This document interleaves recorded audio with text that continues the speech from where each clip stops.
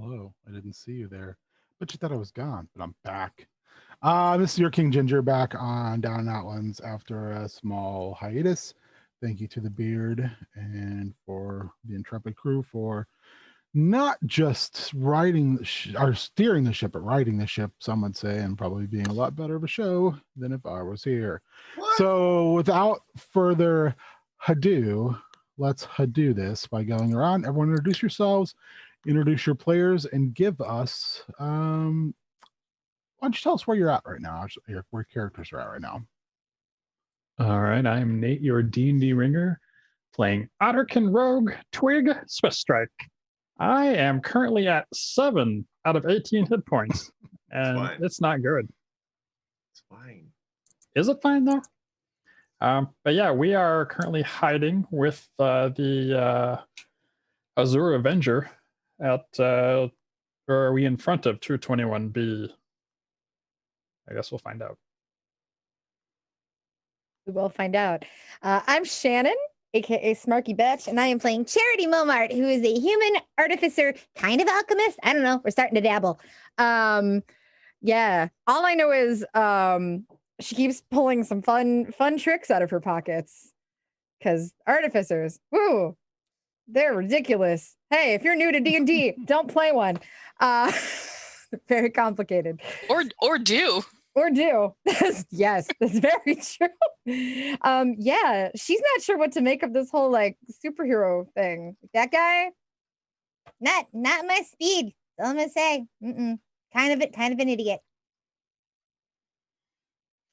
I'm Cassandra. I am playing Amulet Stickyfingers. She is a Kender barbarian, to which we've now recently figured out why, and she is standing in front of locksmith. Probably going to go from being real tall to real short real soon. Hopefully not in front of a crowd of people. We'll see what happens. And Warrior, I am updating our social media currently. I am playing Akko. He is an Echo Knight fighter. He's a gnoll, and he has a laser gun.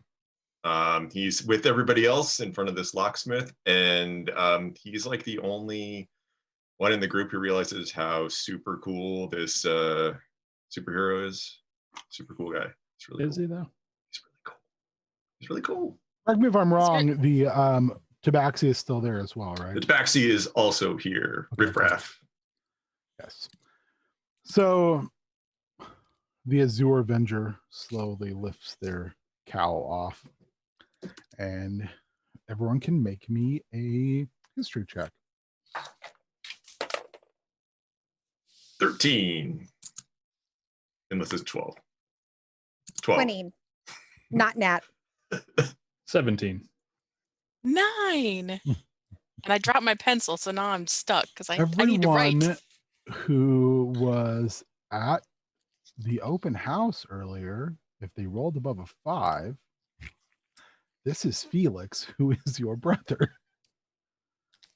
And he says, haha. I'm not so stupid now, am I? No. Super cool. Not stupid. Just, but he starts to take his clothes off, and he's staying like right in the middle of the road. He's just in his normal stuff now, and he's like trying to figure out. And he goes, "You hold these," and he hands them to the Tabaxi, and the Tabaxi's like, "I don't even know you assholes. I'm on a job." So, oh yeah.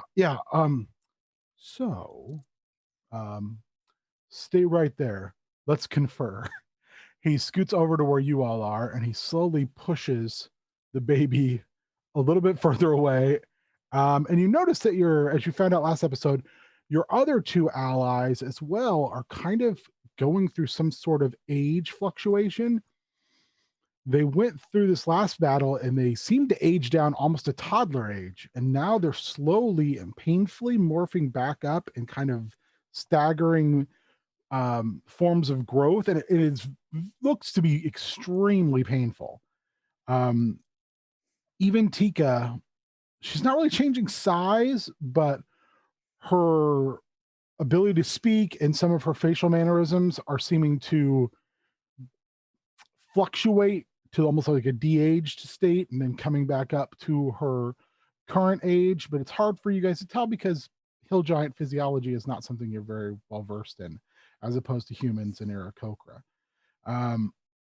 So he said, Felix leans in, literally puts his arms around all of you, and Skitch tries to get in, and he pushes him out.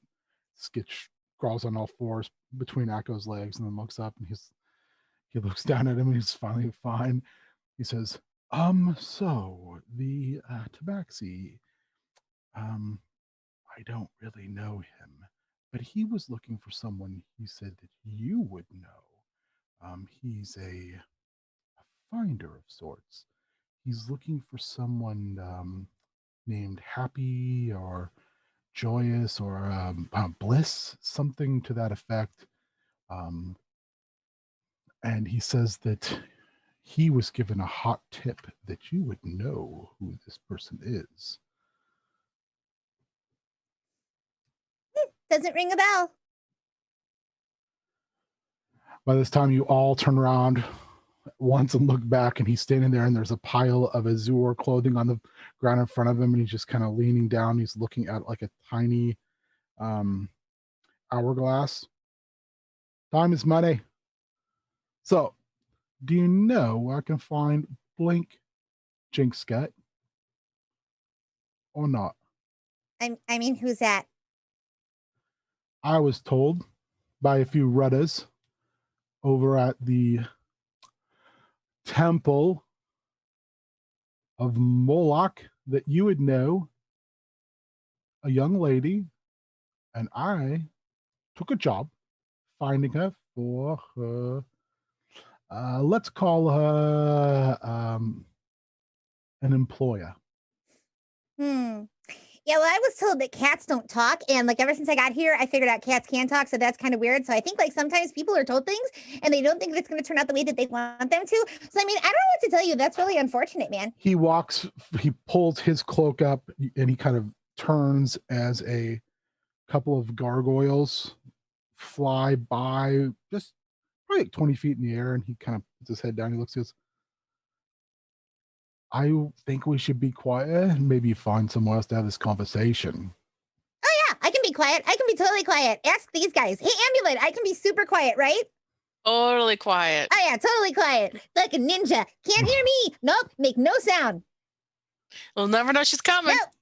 Like Have you shrunk a yet? whisper on the wind.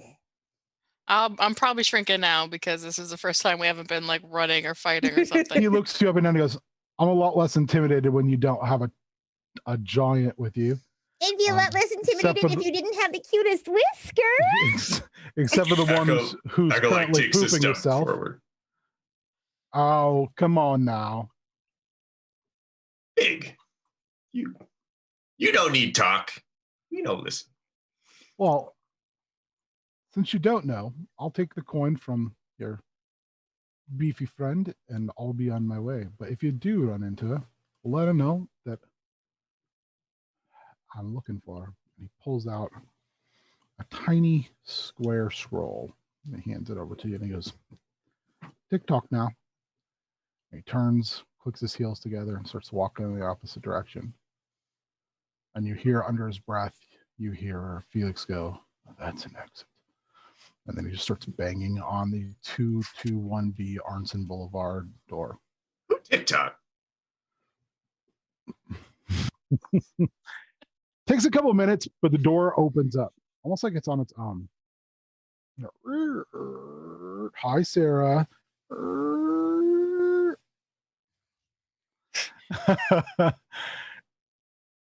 Yeah. Mysterious hands floating. So it opens up to an audible creak. And it's a small landing, and there's a large set of stairs.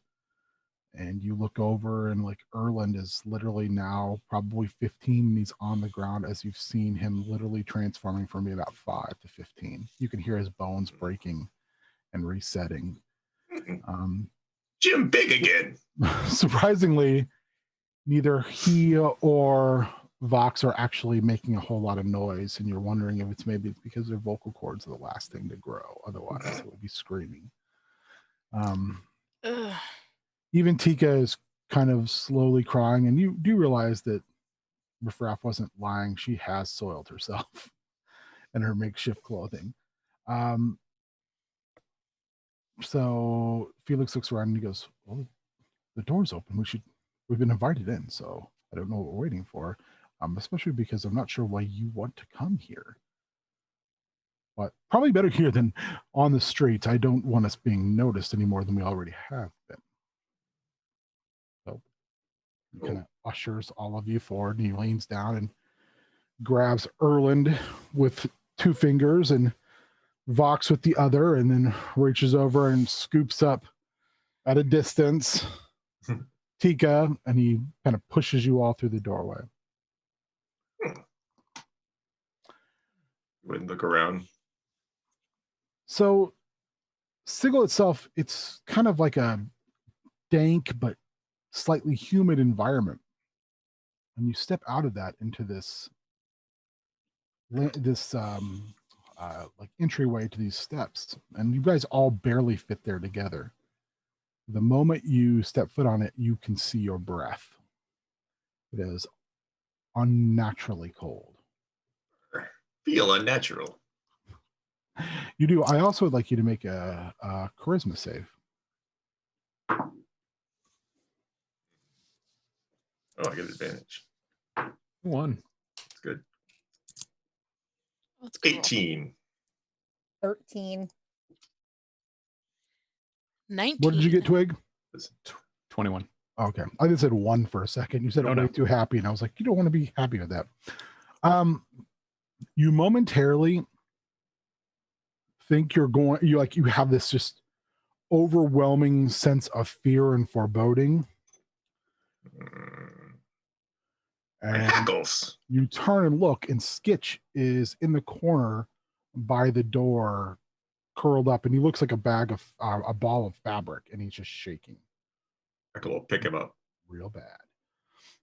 By The other fabric. 3 would probably be that way, but they're in too much pain.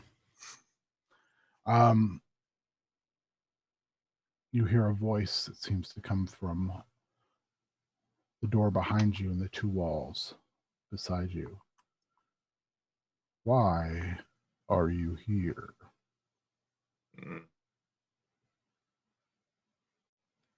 Brylan said, "Come talk." Oh, then please come upstairs. And all of a sudden, your breath goes back down, and you see a ghostly figure in what looks to be a combination of leathers and a butler's outfit. And you can see right through him. And he goes, "Oh, up these stairs then." Felix goes, "Hello, Chauncey. It is good to see you." And he goes, "Ah, Master Felix, I haven't seen you in so long. You've grown so large." And he tries to pinch his cheeks with his ghostly hand that goes right through his face. We'll pinch Felix's cheeks for Chauncey. And smiles. He says, "This is Chauncey. Chauncey is, well, he's the companion." He says, "Ah, that is such a nice thing of you to say. I'm sure the masters will be very, very excited to see you again.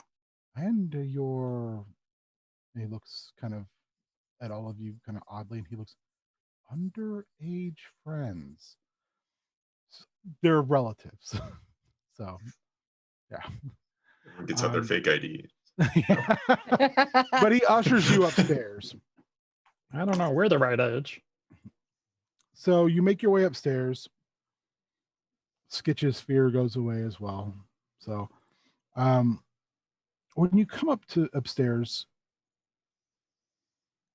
it looks like this was probably a few upstairs apartments that have been pushed out into like a larger space now, because there's businesses underneath, and this is literally just a doorway that goes up.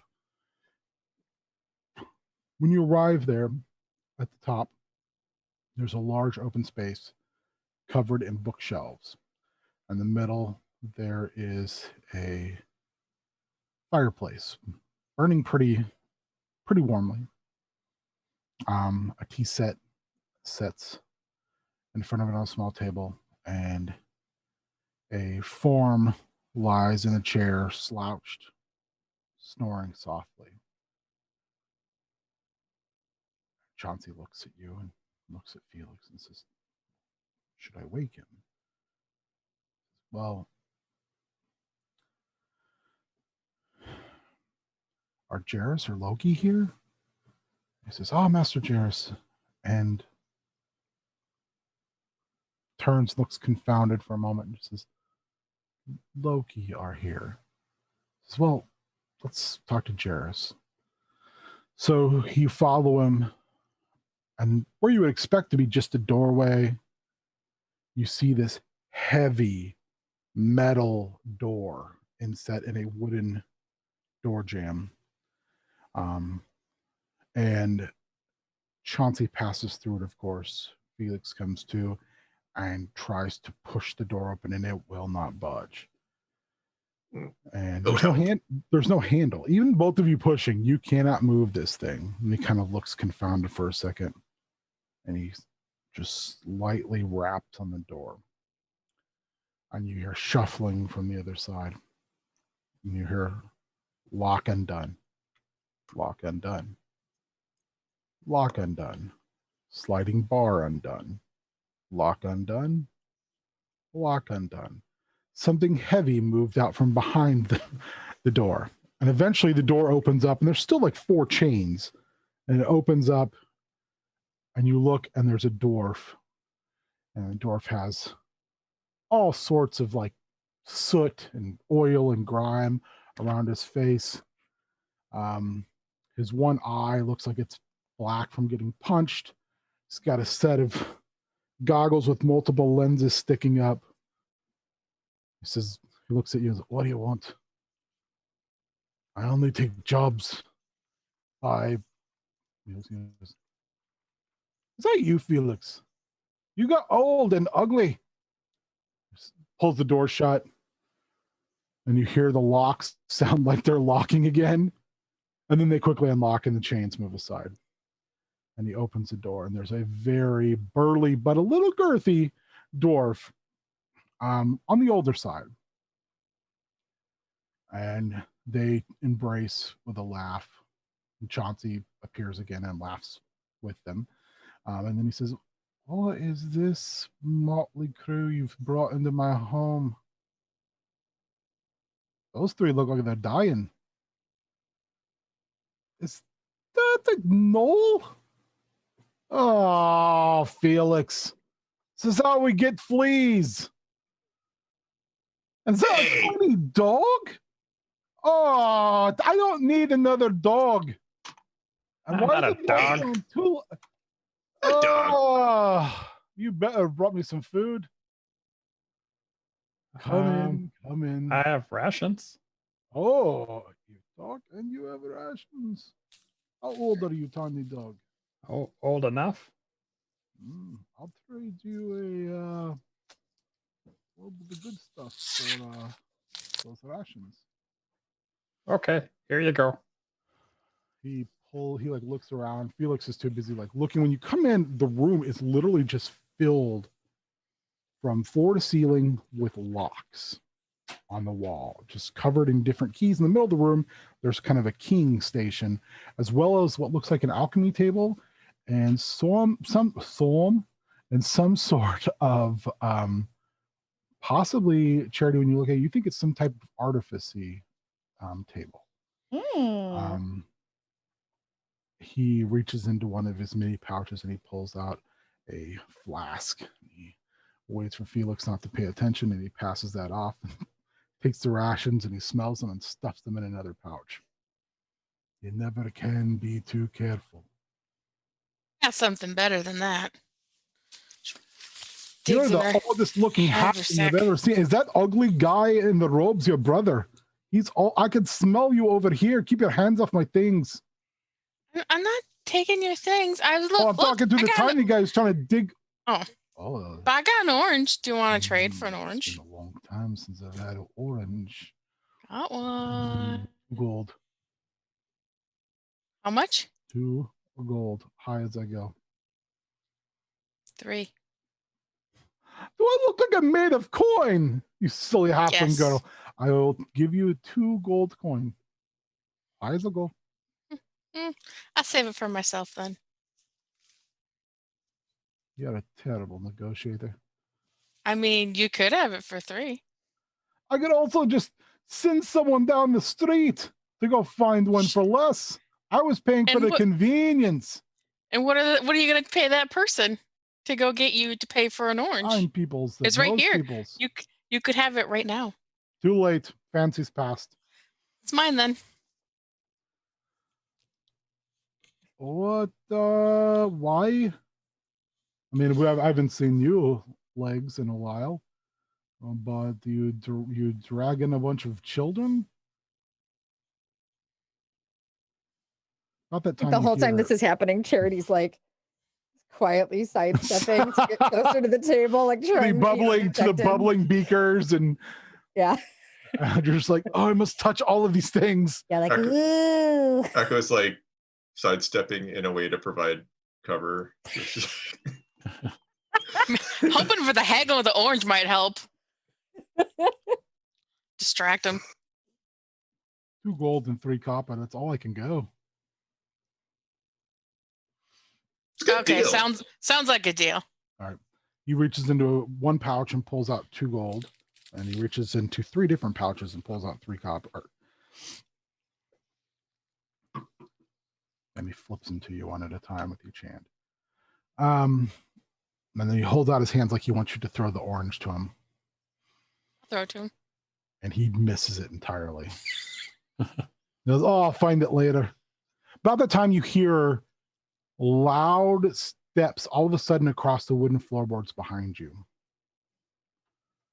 You turn, and there is a female Eladrin who is dressed in silks and steel.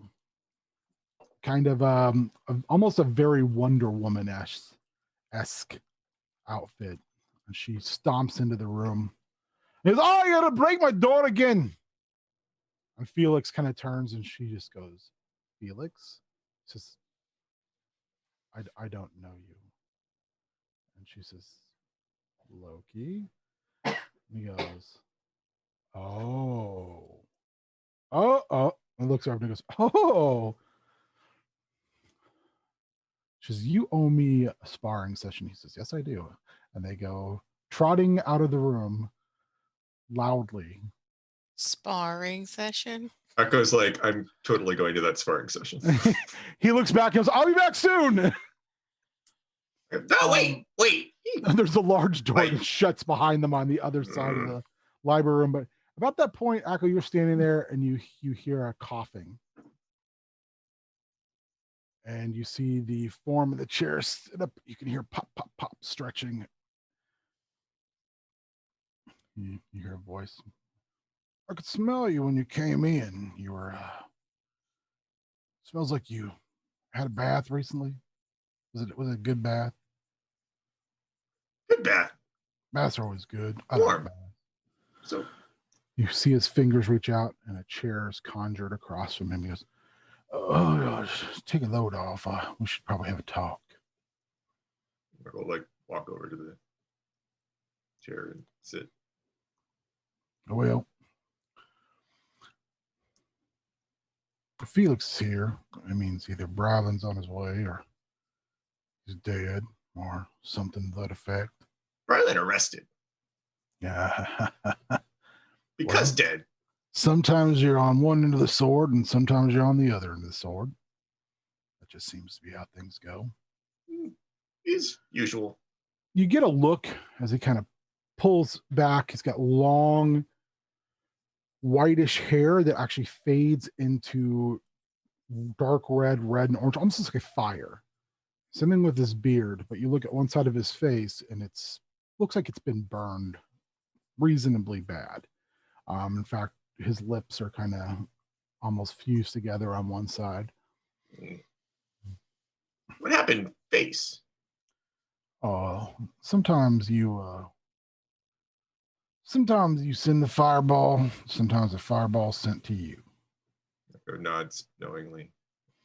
Been there. But luckily, if you know people, you get a blood transfusion and all of a sudden you can cast more fire than you knew you could. So, who are you, young man? Akko. I see, Akko. Why have you brought people into my home. Bradley said, come talk. I see. What would you like to talk to me about? Akko sort of like looks over to Charity to be like, you probably know. She's in the other room. Oh, that's right. She's looking at the artificer table. He kind of like looks around like. Slowly his hand, what you notice, again, he's in these big robes and his hand comes out and it's very old. It's kind of, you can see the bones in his hand, like the knuckle bones. He's got weathered hands that look like they've seen a lot of use. This isn't someone who spent a lot of time turning pages. This is someone who's spent a lot of time doing. Points over and says, well, what's wrong with those three on the floor? They have a malady? Is that what Bradlin's saying to me? Something wrong with them? No, we find bad man put in baskets. Baskets, you say? Gets up and again stretches. You realize he's really tall, really thin and really tall. He's taller than you are. His beard's kind of scraggly and he stretches and he whistles. Two little flame methods come out of the fire and they start brushing his beard out, which is slightly always singeing, you realize. And he walks slowly over and he goes, oh, these children are in bad shape. We're kids, then babies, now kids again. Come down here, boy. Let me show you something.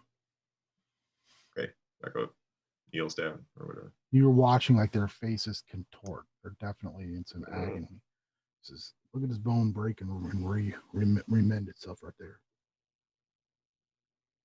They're aging and de-aging. No. Why? Were these baskets, let me think of a good term to use.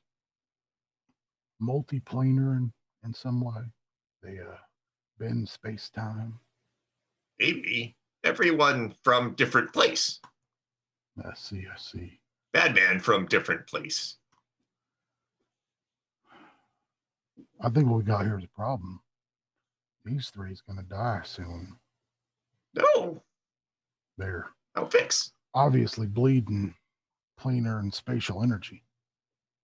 Akko like pulls his jean shirt open a little bit and make plain energy.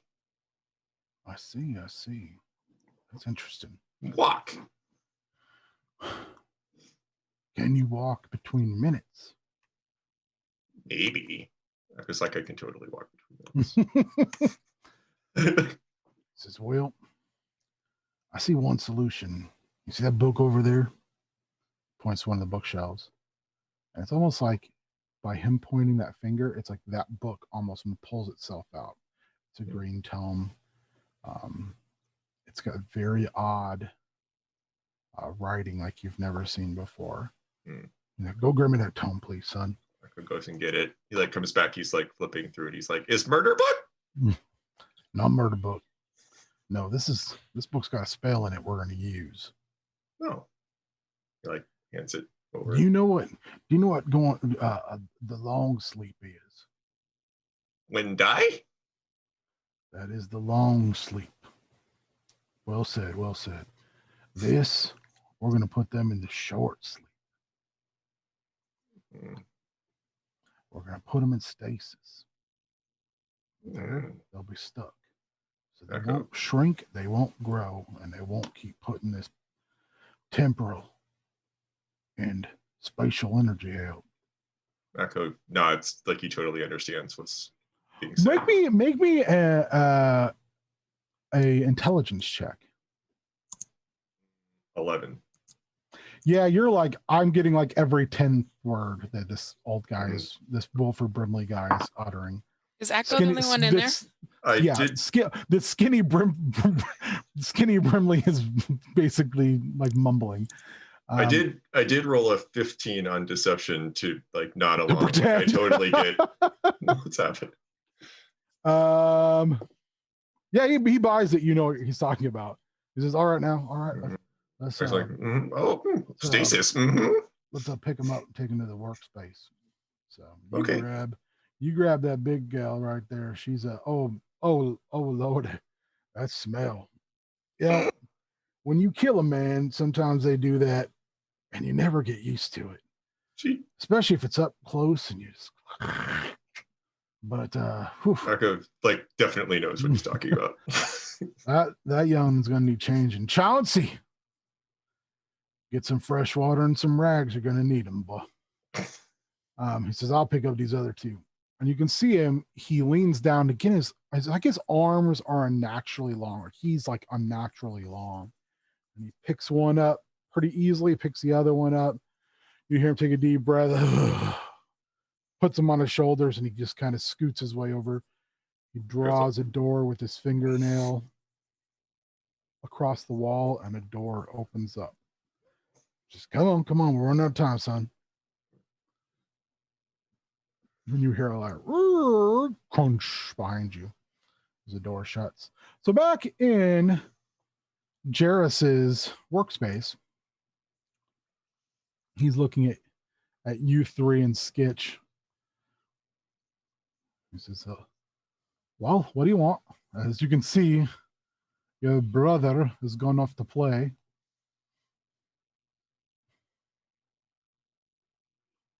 So I'll walk to the opposite side of the room that Charity's on, and I'll kind of point to something. What is this thing here? What is what thing here? They're all locks.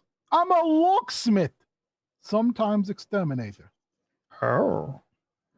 Exterminator. Oh, yes. Have you come to have something exterminated? No, but I've come to test your locks. Is it a rat? See, that's why I confused you for a dog earlier. I can smell a rat a mile away. And you don't look like a rat. No, I'm an otter kid. What about you, little halfling? It looks... I'm a Kender. I don't know what that is. You'll walk like a halfling. You smell like a halfling. Must be a halfling. I mean, close enough, probably. That I is don't not a know. halfling, but not a rat. He points at Skitch, who's in the corner. Don't touch that. You little human girl who keeps easing closer and do you even know what that does? Well, yeah, I mean, that's my question. You have combustibles, but you don't have any kind of base level stabilizer. So I'm wondering like how that's happening when you've got it containing glass. Like it's really not the way that it should work. Because I mean, like really all that's going to happen is like if anything in that beaker or even the vapors from that beaker go anywhere closer to that beaker, it's going to be like, kabooey. And then like everybody's going to look at me because they're just going to think it's my fault. And I'm not the one that did anything. So like, why are you trying to set me up? Twig and Amulet, make perception checks, please. Yes. 11. Yeah, that's a natural one. So Twig, you're too busy going, is he calling me a rat? Amulet, you're watching, and slowly Jarrus's eyes go from kind of beady staring to bigger and bigger and bigger and bigger until you think if you pull those goggles down, his eyes would be outside of the goggles as he's watching Charity talk. He says, oh, Are you okay? okay? Sure you're not mine? I mean, you're short, you talk a lot, and you love the smell of acids. Yeah. You might be mine. I mean, I have climbed a lot of trees. Don't get me started. But, young gal, are you looking for work? I mean, I might be. What do you got? Oh, what do I not have? That's more of the question. Look at all the splendor and wonder of this room. In a city full of doors, when you have the right key, you can do anything. I like the way you think. You're weird. Also, he reaches down. You hear a click, click, click, poosh, and you hear shh. Pulls his hand off and sits it on the table. He goes, I also have that. It got chewed off back home. Have you ever heard of the vicious Skaven? No. She immediately grabs it and just starts like, Don't break it. I just fixed it like I'm 2 not days gonna ago. break anything. Like, good God, you sound like my teachers. Just calm down. This is really intricate. So back before we all fell here, I was hunting the little wee dodges. And they, let's just say I lost a hand. They never for a long time. Not the right magical environment that we live in. Things were far more tempestuous. But he kind of thinks and he stops and he kind of trails off. I'm not sure how we got here. It's been so long. And it kind of looks. I want you all to make insight checks.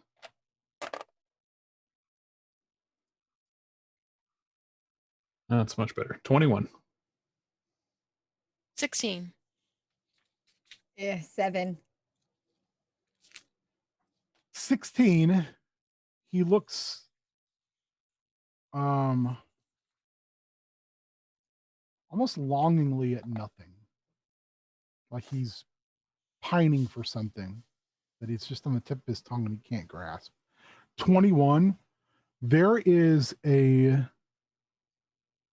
layered sense of melancholy, as if it's someone who is privately reminiscing about something that they can't have any longer. And then they kind of stop and shake their head and go, oh, too many fumes. What was I talking about? You said you'd been here forever? But how long? Oh, a long time. Long time. We fell in a portal and end up here. Can't get back. Don't really want to go back if we're speaking truths. Where But are I you started from? to learn. Well, my friends and I are from a place called the Old World. Never heard of it. Most haven't. Once I've lived here for as long as I have, I realized that what I was from was like the taint of the multiverse. You can't say that. I did. My house, my rules. So I learned a new, you can't go around the city like Sigil just killing people with an iron arm with a blade on the end of it. And I wasn't wearing a lot of clothes at that point. Had a big long mohawk, dyed in blood. And I let my hair grow. It looks really good. Got a last name again and learned a trade. can I detect if there's any magic in this particular, Yes, in his you can. hand? Yep. Yeah.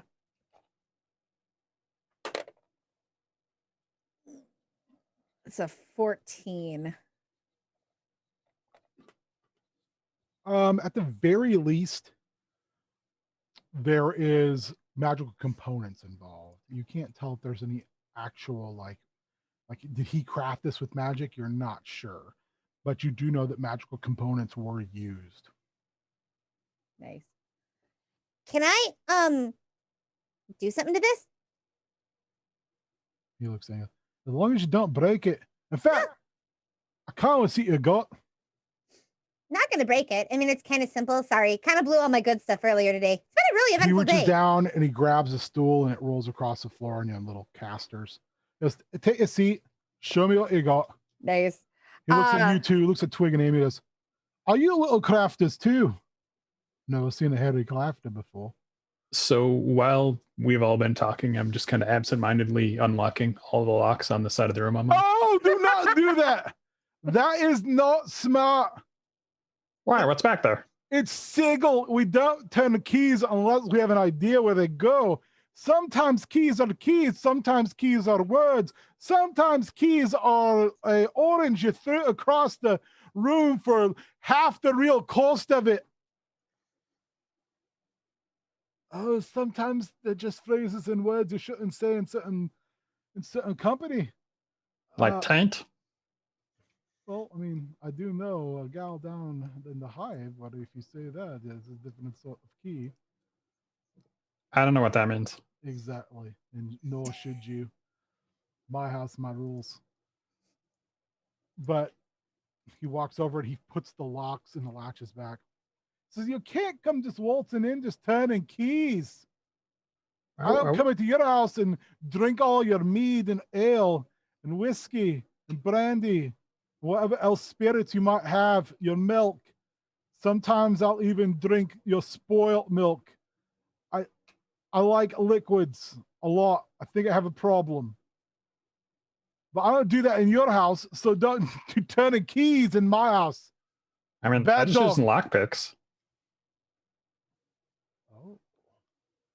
Fancy yourself a little picker, do you? Yeah, it's kind of my deal. Ooh. He's pretty good. This is interesting. Little halfling girl, what do you do? He's talking to Skitch on the floor. Hey, I'm talking to you, you smelly. Talking to Skitch or he's what does talking to your- me? He was talking to Sketch, and he turns and looks at us. Okay. What does your sister do? Whatever she wants. Right now, it sounds like sleeping. I think he's tired. He returns to talk to you. I want you all three to make me a perception check at disadvantage, please. Ugh. Oh, I rolled a natural 20 and a 2. Oh. So that's a 6. Rolled 18. I rolled an 18 and an 8, so I got a 10.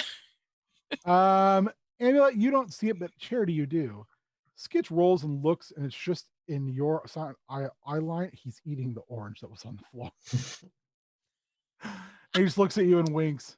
Oh yes, the orange. Tasty treat. She kind of like just arches one brow at him and just like rolls her eyes and just goes back to working on this hand. She's like pulling all sorts of like weird little tools and bits like out of her apron and like twirling screwdrivers that do not look like screwdrivers. There is an array of tools here. Like you have seen many of these. Some of you've seen variations of them. There's actually tools here you've never seen before. Which to you is like, oh yes, I would like these, please, very much. I don't know what they do, but Yes. I would like a set. All of them, chrome plated with my initials on the bottom. With everything. Yes. In pink. The next time Jairus focuses back on Charity, I'm pocketing the first thing I can grab. So, he thinks I look like Skitch. That's not acceptable. well, he thinks Skitch is just halfling sized because Skitch is halfling size. True. So he goes, oh, little dog says he can open the door. Let's find out, shall we? He reaches underneath one of his tables and pulls out a box. And on each side of the box is a different lock, and all the sides are hinged in different ways. If you are really good at what you say you are, you'll be able to open all of these. But Let's do it. I wouldn't bet on it. I don't have a lot. I've got this flask. I'll kind of slosh it around. I've seen that before. That's mine now.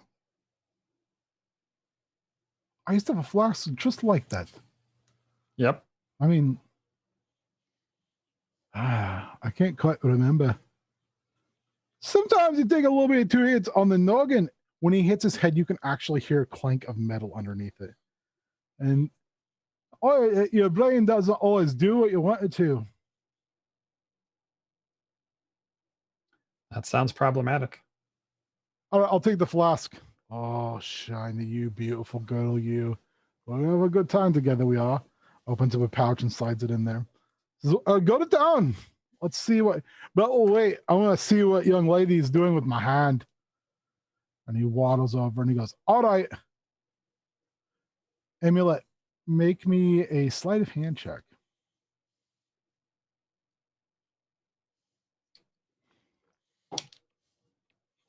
18. Oh, wait, sorry. That's 20. Good, because otherwise you would have failed. I forgot I have extra bonuses for that.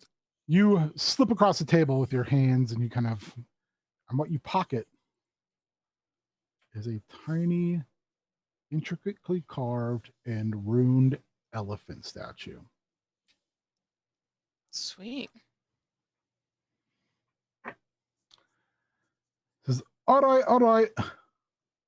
Enough of the pre-show. Let's get to the main event. Show me what you got. She finishes fiddling with it, and kind of lays her hand down on top of it, and kind of closes her eyes. And you see that like all of the little lines and intricacies in the hand start to kind of glow a little bit. And it's like an obnoxious fuchsia pink color. Like it is not a color found in frickin' nature. Oh, I like it. I like it. Have you ever seen the Nightmare of Dragon's Blood? Nope. Can't say I That's have. what it's looked like. One of the most beautiful things I've ever seen. And it's Aw. edible. If you cook it down, it is a drink that you'll blow your socks off. Yeah, I'm a little concerned about your obsession with liquids. She finishes, and it kind of like it disappears. Well, I did find myself lost on Athos for a while, and that's probably why I love liquids as much as I do. Driest place I've ever been. Everything wants to kill you there. And take your water. And I don't know about you, but I like my liquids. And hydration's important, my dude. Stay hydrated. Stay alive.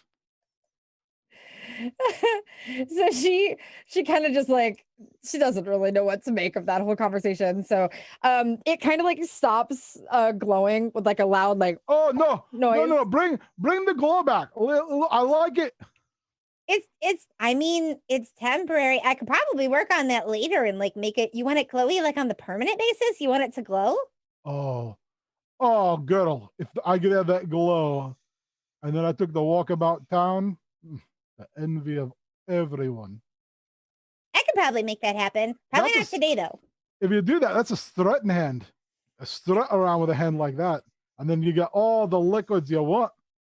People be throwing liquids at you. You know what? I'm old enough to say this. I do not want to hear about your hand and liquids in the same sentence here. She kind of like goes, click.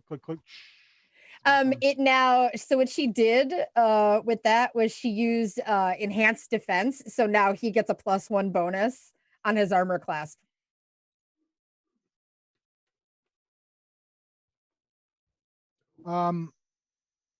Twig, I want you to make me your first sleight of hand check. It's with thieves' tools, but since this is something a little bit outside the norm, I want you to make me a straight roll. No bonuses. No bonuses, just a roll? Yeah. All right, that's a 15. It takes you a little bit, but I gotta admit, Skitch's tools are really good. And you're able to pop the first lock. And the door on this side, instead of coming up like the hinge looks like it's supposed to, folds down. And when it folds down into nothing. It's just empty. And yet the box remains its shape. This is, impressive. First lock. That's the kids' lock. That's what little kids do. I mean, little kids up here, but it's what I give them to keep them busy. That's the best you can do, huh? Well, I'm not done yet. We'll see. You know what? We'll see. Keep going, Twig. That's why you do that. Cheer Akko, him on. you're in the room. He says, I don't think I've properly introduced myself. My name is John. He sticks out his kind of long, gnarled hand.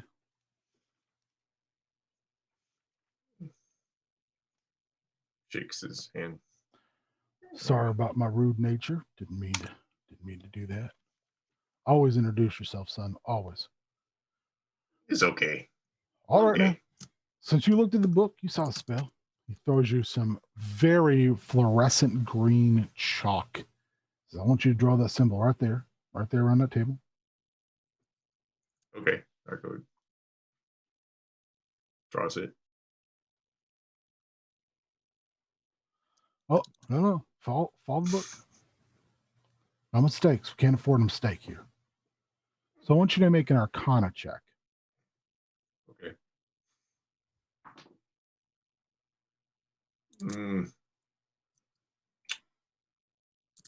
7. He stops and he comes over and he goes, "Oh, which one? Look right there. Look right. See how that line goes this way, and you got to go in this way. You ain't Akko, young Akko, Akko. Can I call you Akko? Yes. Please. You aren't much of an arcane student, are you? Be honest. I bet you swing that axe real good. Like nods. That's Yeah. good. That's good. Totally. That's good. It's good to know the things we are excel at and the things we just ain't excelling at right now. You do. Can learn. Exactly. So let's learn. And he puts his hand over your paw and he helps you write the script on that one. He goes, "That's a good job there. That's good work. It's good. All right. Next one's on you, son. Next one's on you. I want you to make another Arcana. But use advantage." Okay. You can give you a chance to say you're like, "I'm rolling nice right now." 15. You do it perfectly. He goes, see right there? Yeah. Like I said, not good yet, getting good now. Easy. You finish this up. I'm gonna go prep our young friends here. Make sure that they are their agony is less. He walks when you can see him like mixing some herbs, some plant matter, and he's making kind of like it looks like some type of poultice, and he's literally just wiping it on their faces, and their mouths go from kind of this silent screaming to like just closed. Make me another Arcana at advantage.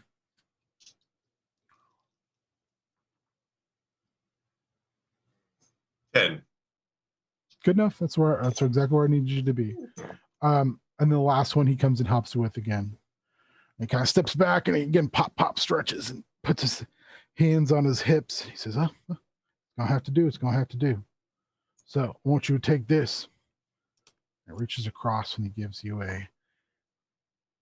it looks like it was once an orb, almost like what's the word I'm looking for here? Palantir. But it looks like it's been pressed till it's almost flat. It says, "You're gonna go over there. And you're gonna grab one. You're gonna grab that blue book there, the one with the planets and the stars on it. I want you to open it up, and you're gonna see a line of ingredients there, and it's all been color coded too. I like it. I'm organized. I like to stay organized. You gotta find the proper materials there, and then you're slowly gonna mix them in the amounts on that there sending stone, and then you're gonna send a message for me. It says, 'Need help at the Arnson place. Come quick. Kids are hurting.'"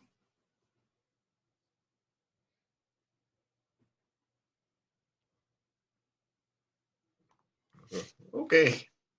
All right. It's good. It's good. You go do that, and I'll take care of the rest right here, okay? Okay. Like starts fiddling with stuff. Okay. I want you to make me a 3 before 2. The first one is nature.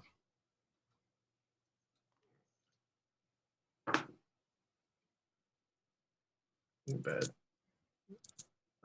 14. Okay, you're able to find the right materials and identify them. Yeah. Easy. Easy. The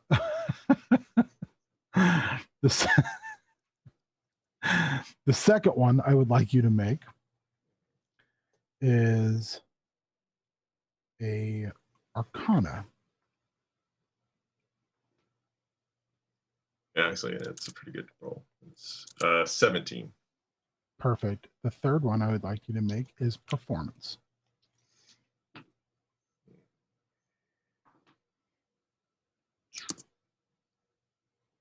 $12.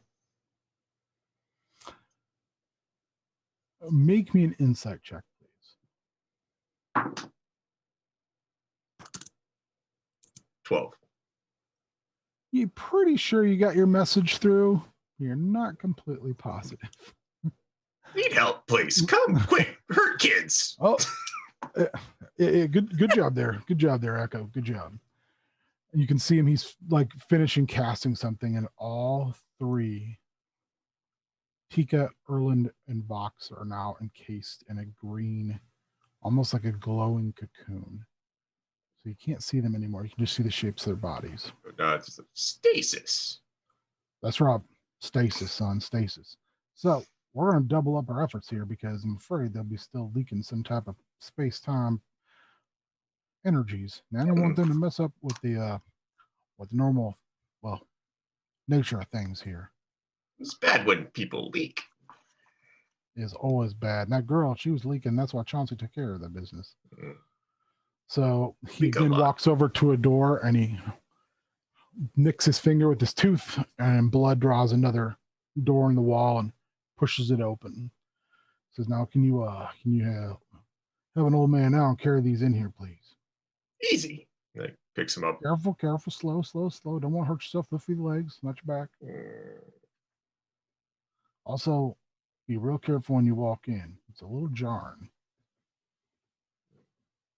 Follows. Like as he's following, he's like, "You live open house too?" Oh, no. I am well aware of what that place is, and this ain't one. That's not a place like this. This is I just believe in, well, I believe in making sure you have plenty of storage room for all the things that need to be stored. I don't do a bunch. I'm an old man. I don't do a bunch of jaunting around the multiverse, getting myself into problems. Just trying to make my way here. Ireland say safe here. Oh, yeah. Definitely safe here. He looks down and sees your ring. Says, "Your daddy ain't gonna come looking for you here. He knows he comes knocking on my door. We have a problem. We have a Daddy in problem." hell. I'm sorry, what? You said what? He says it like I lost- super. I So lo- he's I like, lo- "Daddy in I lost. hell." I think I lost you there, son. Literal hell? Are you saying your dad go to hell, or what do you mean by that? Dad in hell? In hell. I mean, he like left the open house and he went to the plains of hell. Oh, Take siblings, go hell. oh, that's bad. That's bad news. Wouldn't let me come. Oh, that's like a tick on the butt of a frog hemoth. That's bad. All right, well, oh yeah.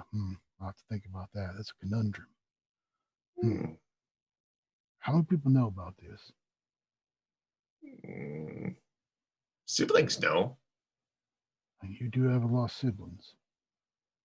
Oh, it's brothers and sisters. Lots at house. They're here.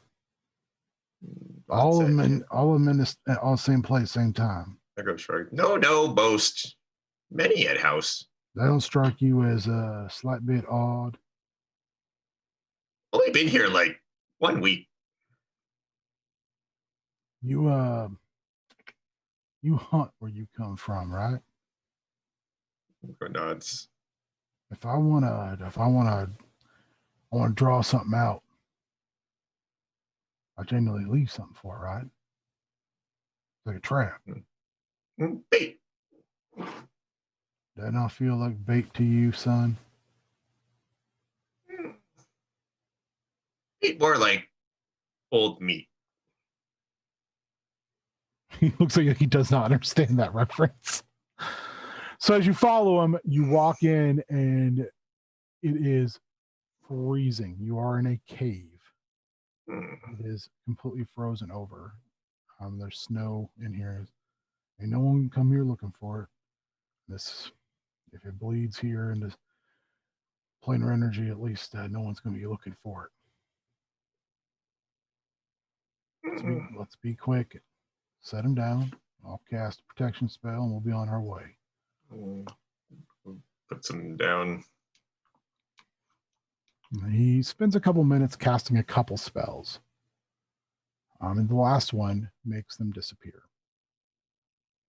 Hey, we're go. Low invisibility, greater invisibility, never hurt nobody. Keeps them from prying eyes away. Oh, like goes and touches where they were to make Yep, sure they're yep, still there. see?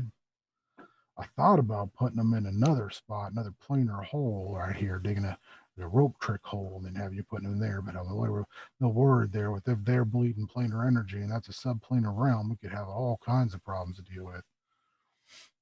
No, it's like obviously.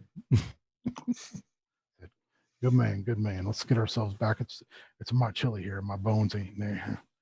I can't tolerate it like they used to. If you need help with back, get adjust.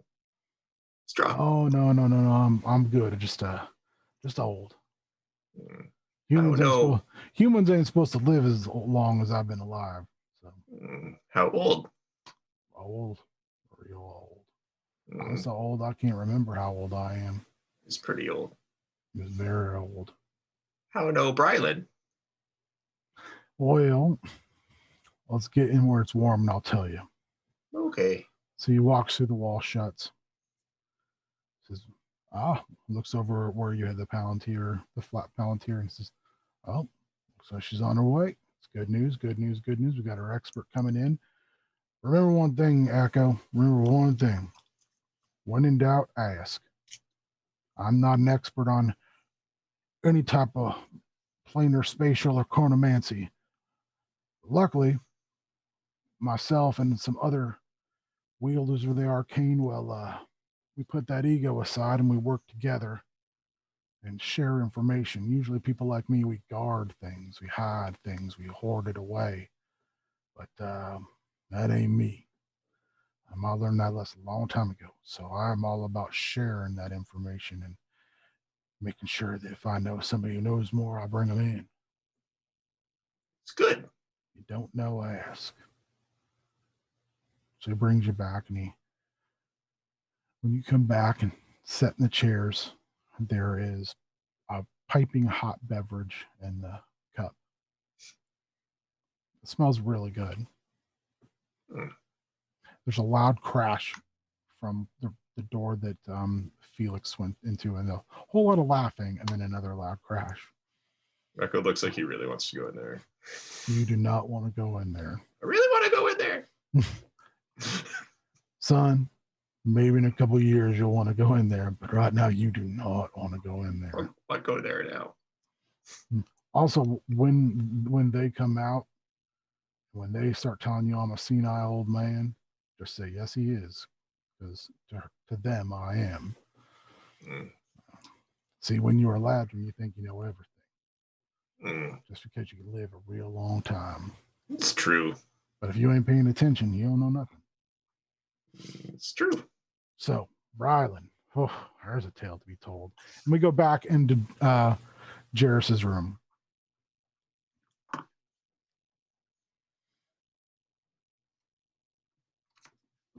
All right. Do you want a straight roll for me for picking, or should I add thieves tools? This one you can have advantage on. This one actually looks like it might be a little easier. Again, straight roll though. All right, 13.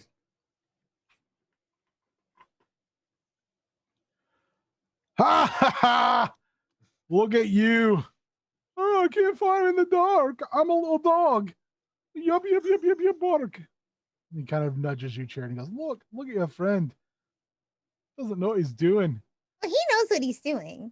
I'll be honest with you, though. I turn it left. It's when it's supposed to be an eye. I turn it left. Oh, damn it. You can check again with advantage.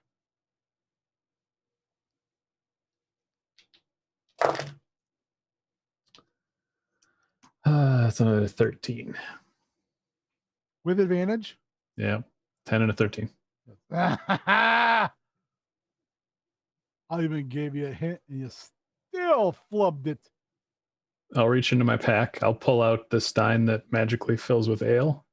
Oh. One more try. What you've got there? Drink it. Oh, what have you been on my life? Now wait. Are you trading that to me? Another try. You're going to give me this beautiful, fantastic beverage mug. Yeah. For another attempt. Yep. Oh, please. Please go right ahead. All right. You want me to roll I'll advantage? give you 3 more tries for that. Perfect. It's worth a far bit more than an orange. Where is my orange? Natural 20. So as he's like looking for his orange that will not be found, he stands up, and by the time he stands up and looks, you're already moved on to the next lock. Again, this time, this one folds out, and inside, now you got 2 sides of this cube are open, but there's nothing there. It's just like, it's solid, empty nothingness.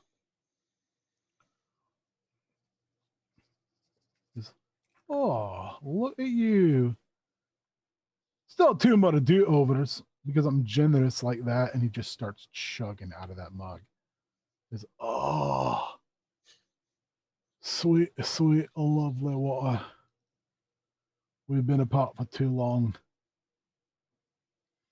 I go behind his back and take something else off the table.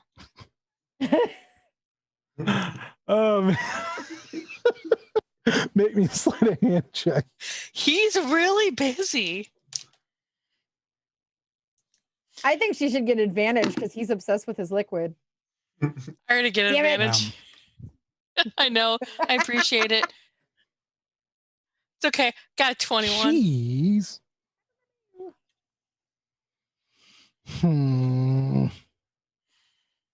had a deck of cards, but they're really weird cards. I didn't know what it was. It looked like a bag at first, but then you pull it when you're shoving it into your pocket. Find a domino mask. Oh yeah. Interesting. Hmm.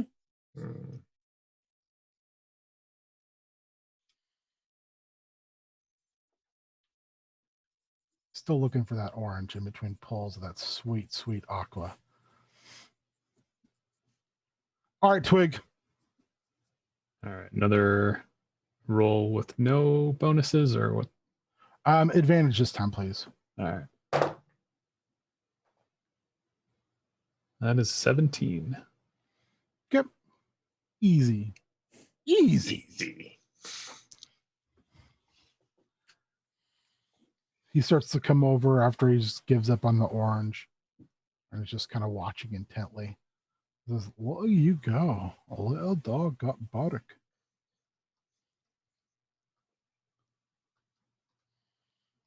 All right. How many more? Well, that's 3, correct? Yep. So 3 more. You're halfway through. All right. Natural 20. You pop right through this one as well.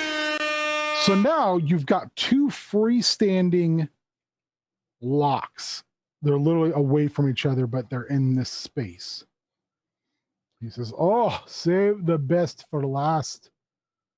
Good eye, good eye. Luckily, you have 2 additional chances. Oh, before you do, I'll be right back. I've got to use the pisser. And he waddles off, unlocks a lock, and a door opens up, and he waddles through.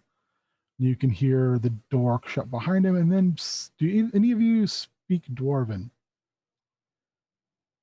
No. No. Nope. You can hear him serenading his own pee-pee break in some Dwarven song. I steal something All else. right. Don't leave me unattended. True. 22. I am getting better every time. You find a bizarre golden compass, but not the movie, not the Interesting. TV show or the movie The Golden Compass. That would be different. A Blu-ray DVD of the Golden. Yes. And a lifetime supply of rice aroni, the San Francisco treat. Ding, ding. As long as it's the rice pilaf version, we're fine. All right, he comes out and he's pulling up his britches and buckling his suspenders. He says, "Oh, I hate to see it go, but I love to see it flushed away." That's like oversharing. Nothing to listener. My house, my rules. I hope you washed your hands.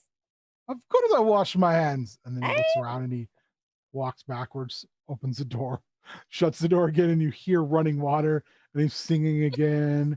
And She you hear kind of the- like, she hears it and she just kind of looks around and she's like, Ugh, God. Does anybody have hand sanitizer? he comes I worked out on and he's that. like, he's drawing his hands on his apron. I'm a dwarf, going to dwarf. Ah, oh, where were we, little dog? There's something look wrong in this room. I don't know. I don't live here. Feels empty, like something's missing. There's a lot of stuff in here. Yeah. Listen, I am an expert at sniffing out thieves. This and those doesn't lie. He starts.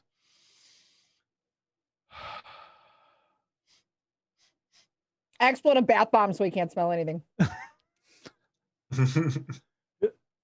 Oh, that's exquisite. Right? Oh, what is that? Is that lavender? Yeah, lavender. I've also got one that's patchouli and another one that's chamomile. You want some? Yeah, well, it's got the scent of cinnamon. I don't, but I can make it happen. Hey, you have a deal. That is exquisite. He grabs this cup of endless water, takes another chug. Oh no, that's Stein is magically filling itself with ale every time. Oh, she thinks it's water. He's been chugging it. Yep. He looks at it and kind of hiccups for a second. Goes, "Is this piss human ale?" I don't know. Oh, it's like a light beer. There's no body to it. It's all water. I love water, though. I'll keep drinking it. I mean, no takes these backsies. It's still mine. God damn it, Akko. You have a point of inspiration. Yeah. You as well, Charity. Oh, it's mostly well, I can barely taste the hops. Who does this to liquid? The damn, he's still drinking it. It's a damn shame. Do I get advantage on my next roll? No, you don't. This time you're at disadvantage, actually. Oh, disadvantage. All right. Well, I rolled a 6 on the first one, so this is not. Yeah, that's an 11. So it's 6. This one's not opening. You start to bend the tool a little bit. You're like, "Ee." He leans down over, and you can smell the very lukewarm Bud Light smelling ale on his lips, and he says, "Oh, someone gonna have to use one of their extra chances."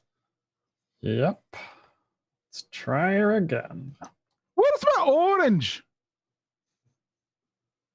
Am I still at disadvantage? Yes. Did Stitch eat it, peel and all? Yes. Ew. Oh, Skitch, come on, man. Haven't had orange in long Knew the answer to time.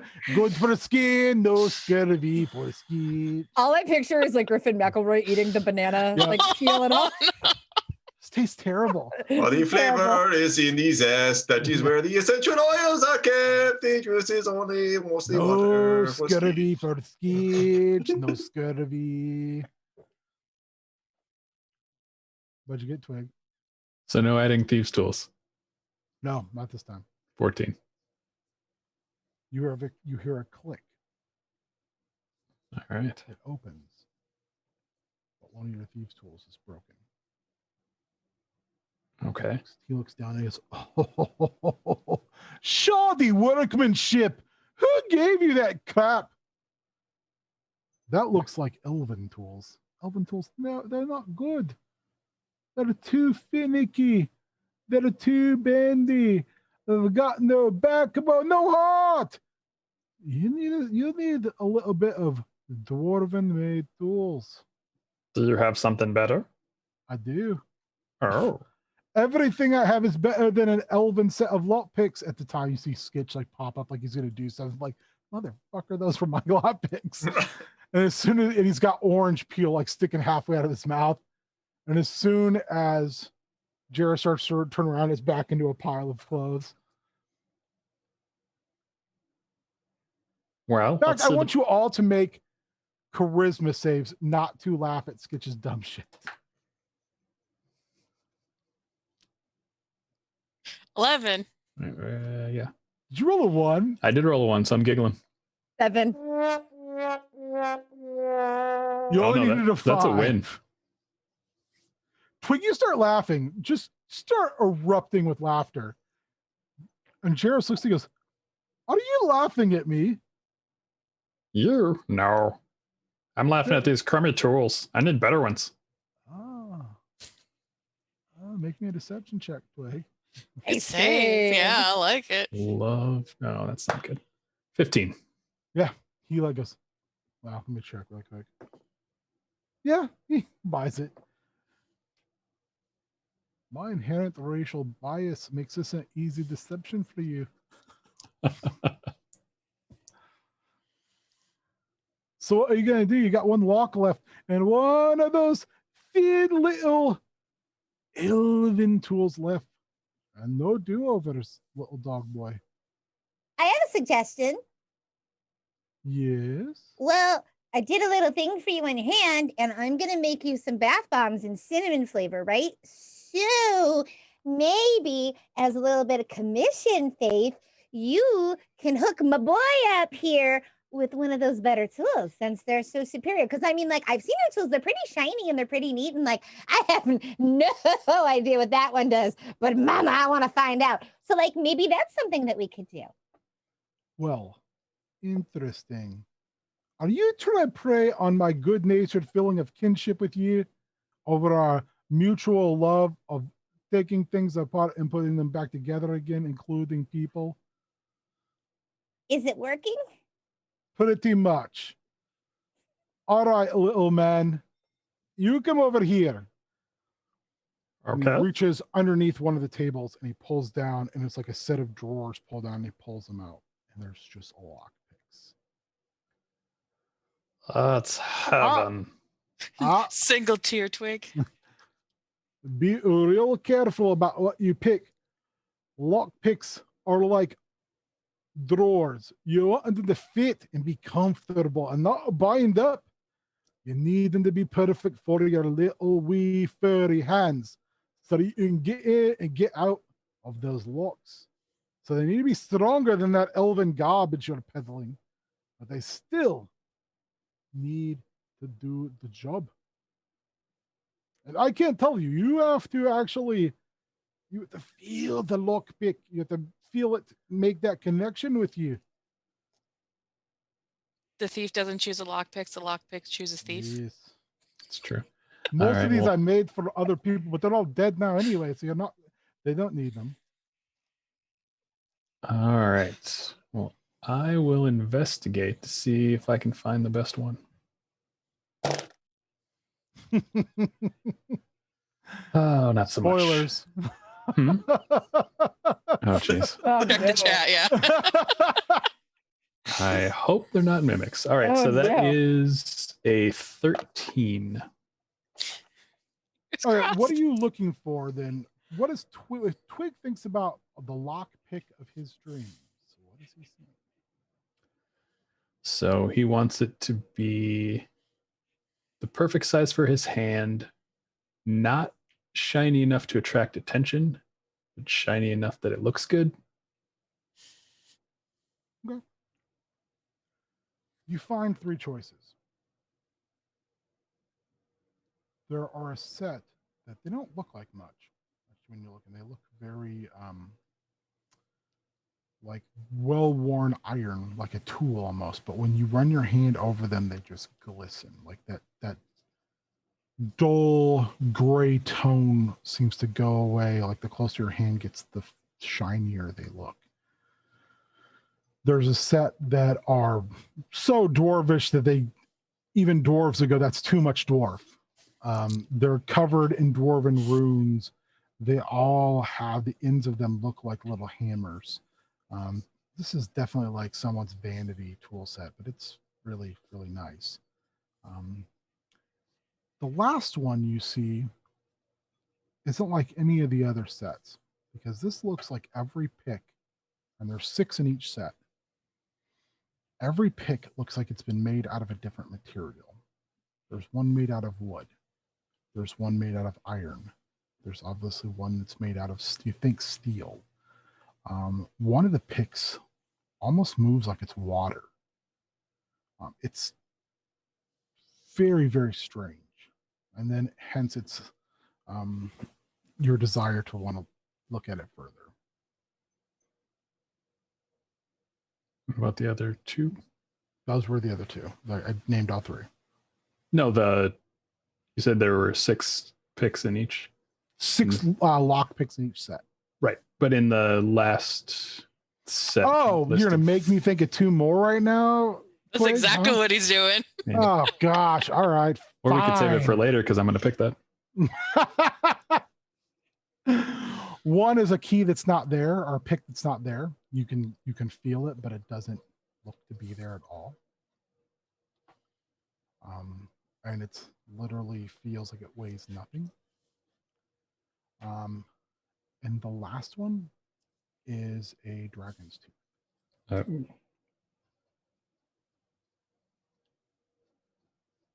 I love making stuff up. Just Perfect. so yeah.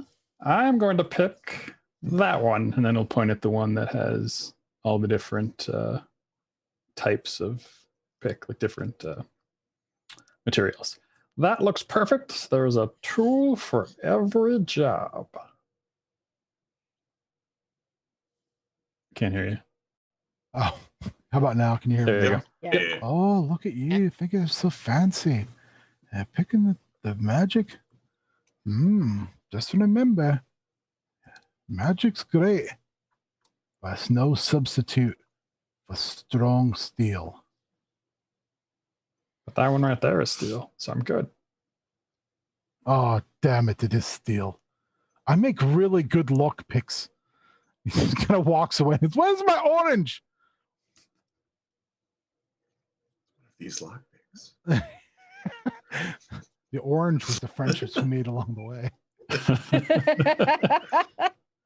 All right, so you have your picks. You have I do. 2 more sides left to unlock. They'll be straight rolls. Because otherwise it would have been a disadvantage. So That's a 9. not enough. He walked away, right? Did he see that? He's looking for his orange. He is. Are you going to try to do a little deception? A little beep beep. Yeah. Can I All right. assist? You can roll at advantage. Because you're trained in that skill, right, Charity? I got a natural 20 and a 19. Oh, baby. All right. You get that free chance. I will let you roll this at advantage. It's an 18 and a enough. 12. All right. You're still looking for that orange. You're on that last lock.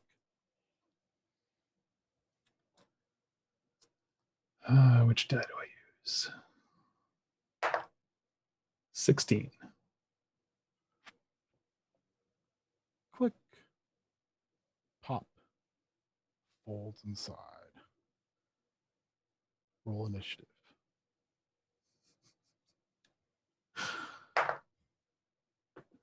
It's 17. Let me see what I'm going in here really quick.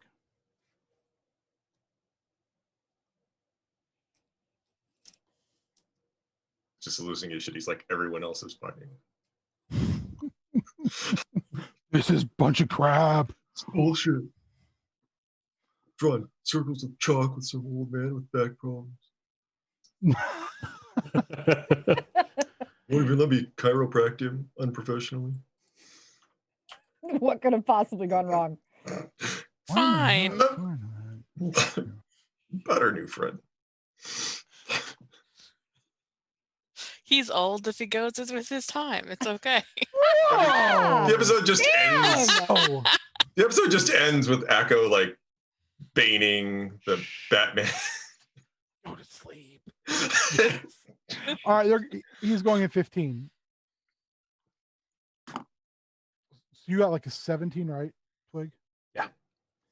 A taloned rat-like hand shoots out of the darkness and tries to grab you. You drop the box, and out steps a rat man.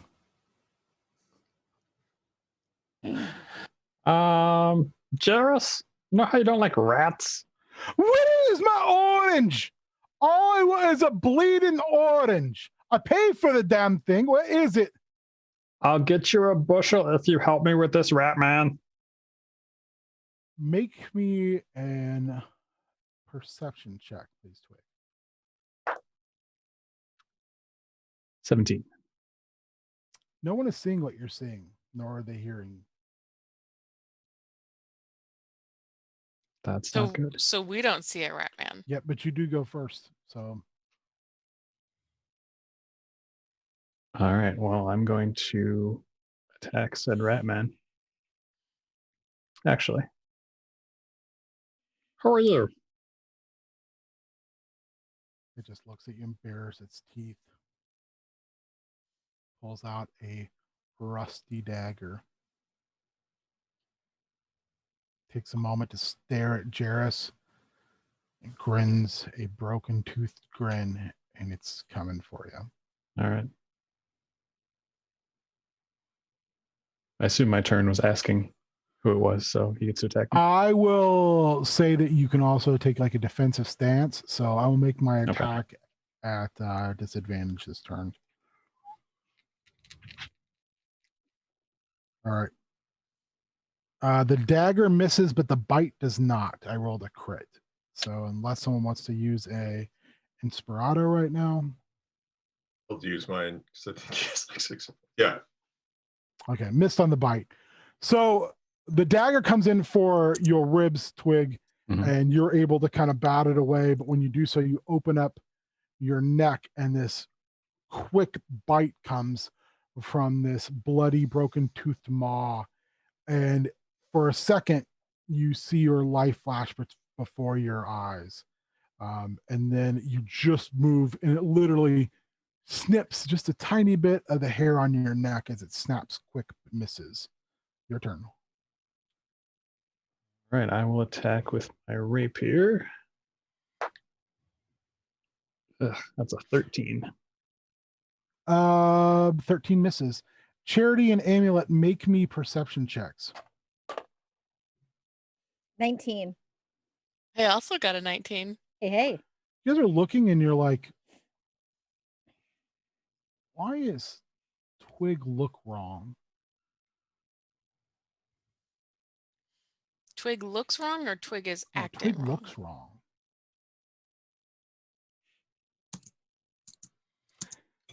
He's like looking up with this empty space in the shape of a box and just going,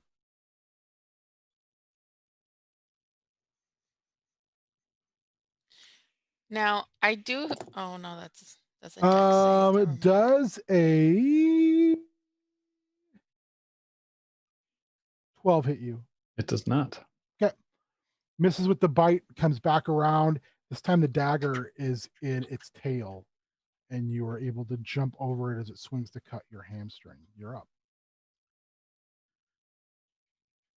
All right. Do I see them around me?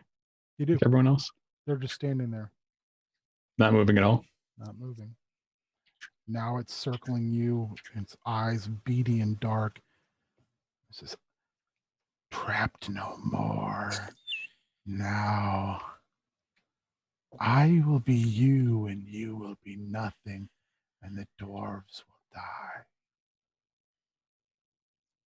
Well, I don't like Hail that at the all. horned god again.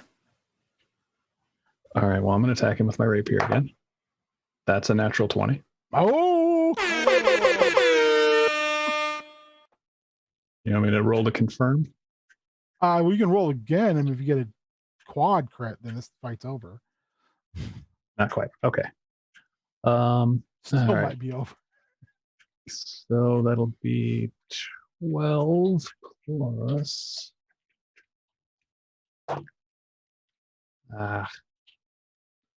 That's 13 damage. Nope, still there. You stab and you come through, and you can literally see the blade come out the other side clean. When you pull it out, the blood just drips off, and it kind of moves back. It's dagger still in its tail, kind of dancing, but both of its hands now clutching the wound in its belly. And it leaps at you like it feigns and kind of curls down and then jumps out with a bite attack and the dagger. I can move before he attacks, right? You realize for some odd reason you're stuck in like a melee range. All right. 16 hits? 16 does hit. Okay. Well, I got you with the dagger. Because I'm sure a 14 doesn't hit. Nope. 15 would be the magic number. You take 5 points of damage. All right. So the bite comes for your hand where the rapier is, and you use the pommel to kind of block it. What you don't see is that dagger swinging through the tail, and it nips you right across the hamstring. And it hurts real bad. Ow! All right, you're up. All right, let's see if I can roll natural 20 again.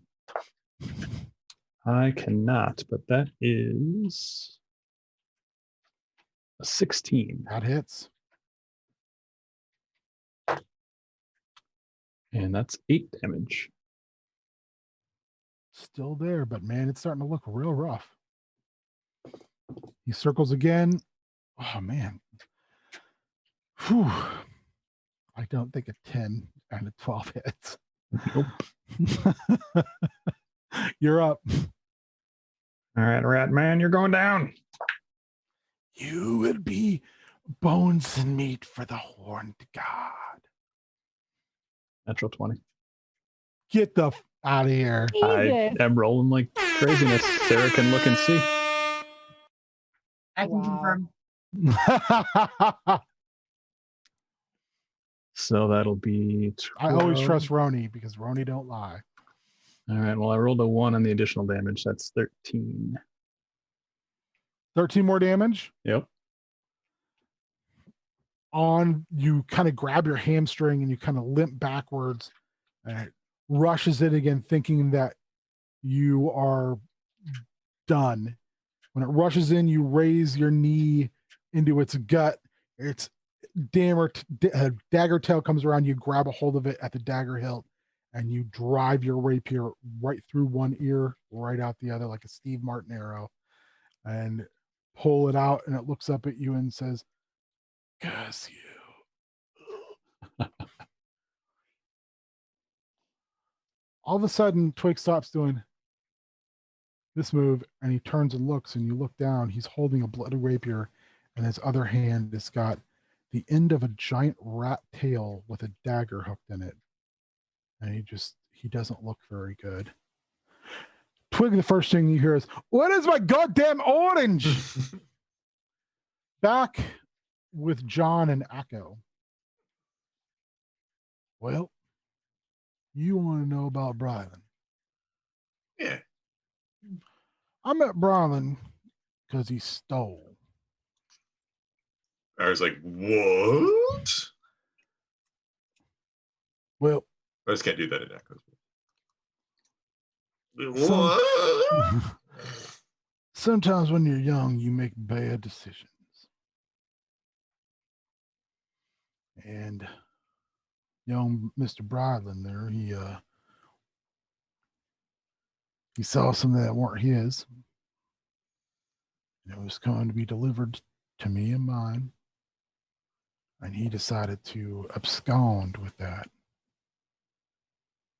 Now, I ain't a big fan of the Harmonium because I don't think their form of justice is justice at all.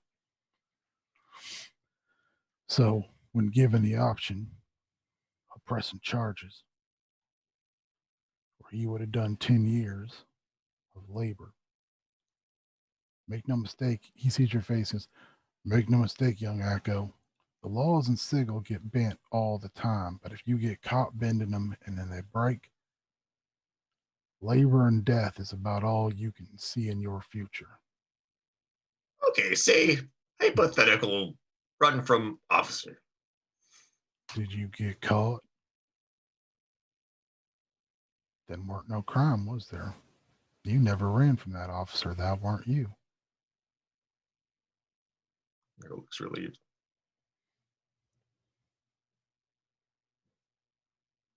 Always think.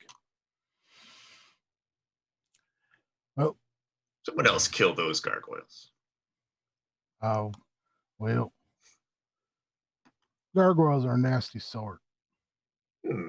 Easy. No hit. I don't feel too bad about their passing, nor should you.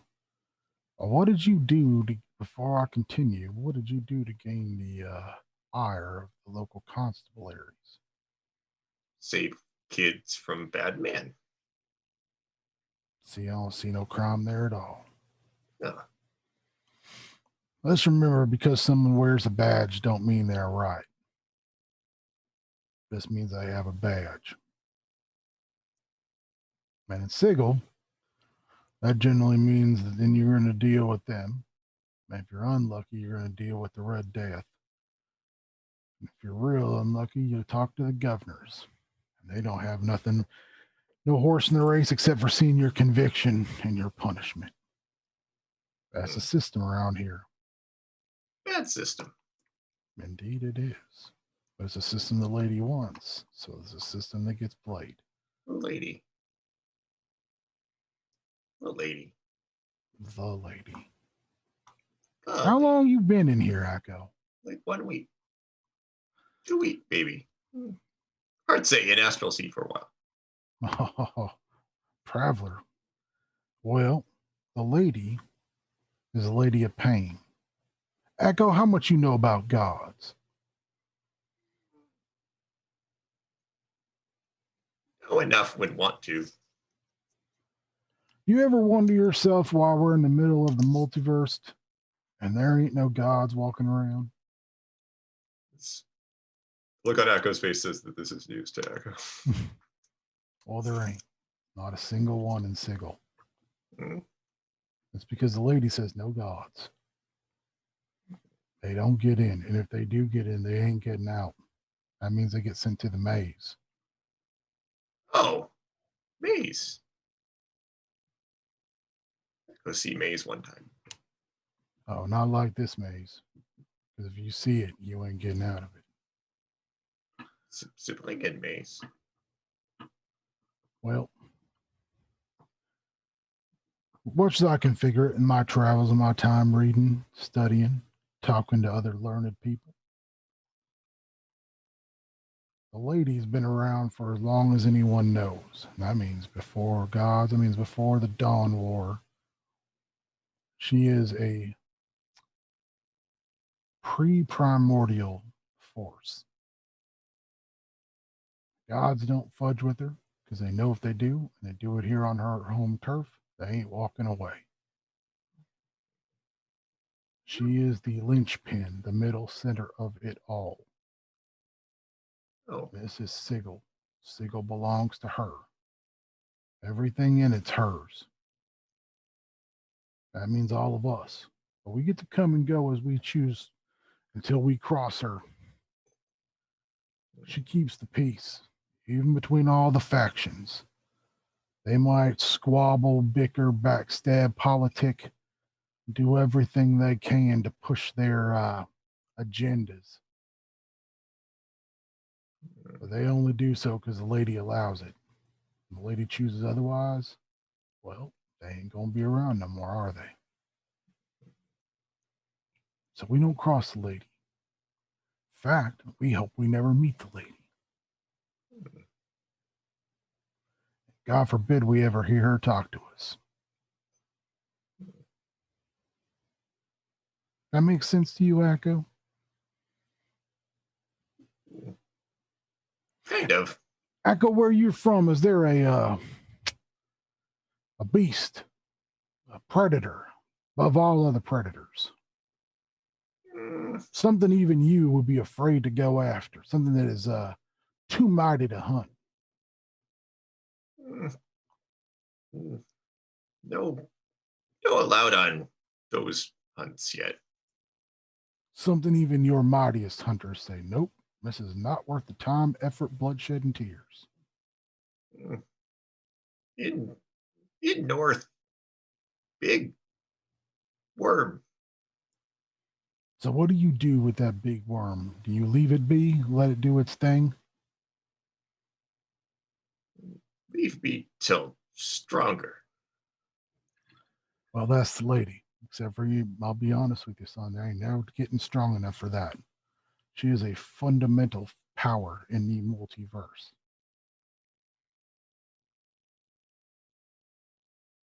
She is not a dragon to be slayed.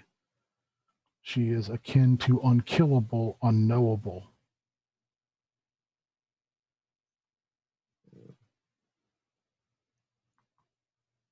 Akko looks a little bit out of his depth, kind of conceptually. Yeah, he looks at you.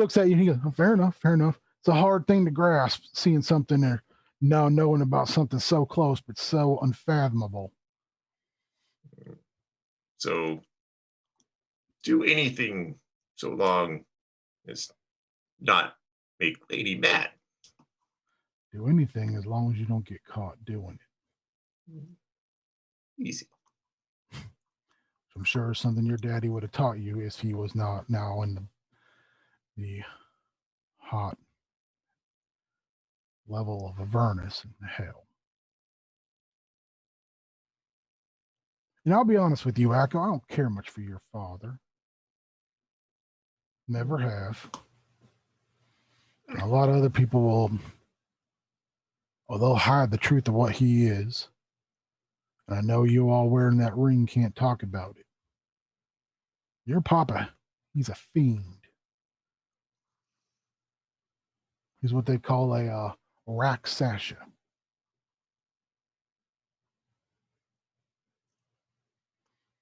Now, I don't believe that all things are inherently good nor evil. Your daddy, he's evil. But the difference is between him and some other common demon, Yugoloth, or devil, is he at least didn't want to stick around and be involved in something he saw as self-destructive. That's why he's moved to Sigil. We've shared a table before. We've had a conversation or two. We've also been at odds with one another. I don't agree with what he does by bringing in young, wayward youths, putting them in the positions he allows them to be put into for whatever scheme he's had over the millennia. Now, I will not disparage his name any further, and I do hope for his speedy recovery and release from whatever trials and tribulations he has found himself in the level of Avernus and the non-hells. But I will not lie to you. I will not tell you your father is a good man, because he most certainly is not. We squared away on that, son. Akko nods. All right, then. Ryland Stoll, rather than him doing time, he instead did community service for me. What service? Well, you were over in Jarrus's room. All them locks and keys, they got to be cleaned all the time, because any small changes to them can cause your desired exit point to be altered. It's one thing to want to find your door on the side of a volcano. It's something different when you leave grease and dirt on a key and then you end up arriving inside said volcano. Sounds bad. It is real bad. And Jarrus, I don't know if you noticed or not, he's smart, but he's about as cleanly as a polecat in a mud pit. Was dirty. Yeah. Well, that's how it happens. You lay down with Odiugs and you get trash all over you. He's a good man. But when you drink that much, you tend to make some poor decisions. When he gets that water in him, he gets a little wild. No. Rather than say, come here, things go bad? Well, I don't know all your siblings. Don't pretend to. I know that some of them I've met. They're good folk. Some of them I've met I could do without meeting again. That being said, who is running Mr. Tawny's home in his absence?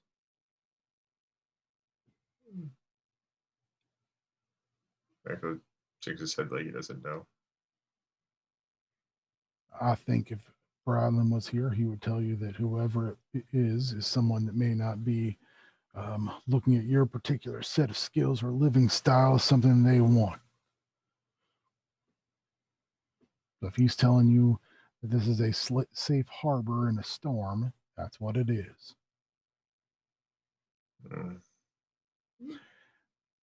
About that time, you hear the door swing open and a very lithe Eladrin male form walks out, clipping on armor and is still kind of wearing like almost satin clothes beneath it.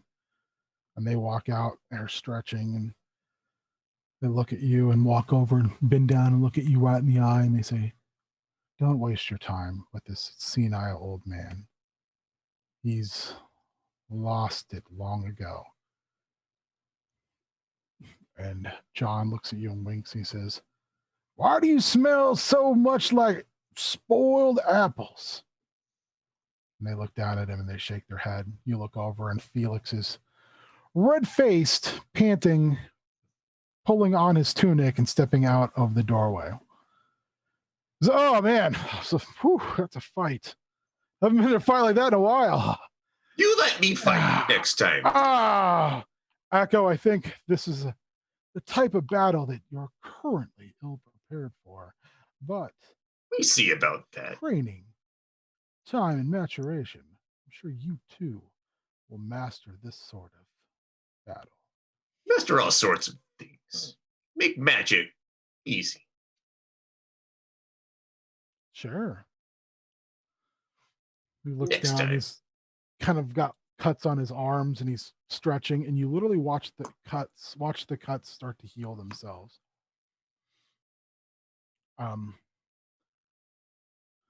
And he looks, and Loki just kind of looks over at him and they smile. And they walk and bang on Jairus's door. And Chauncey opens the door. So now all of you turn and look, and there is the same individual who was dressed, but now is the other gender, and is standing there,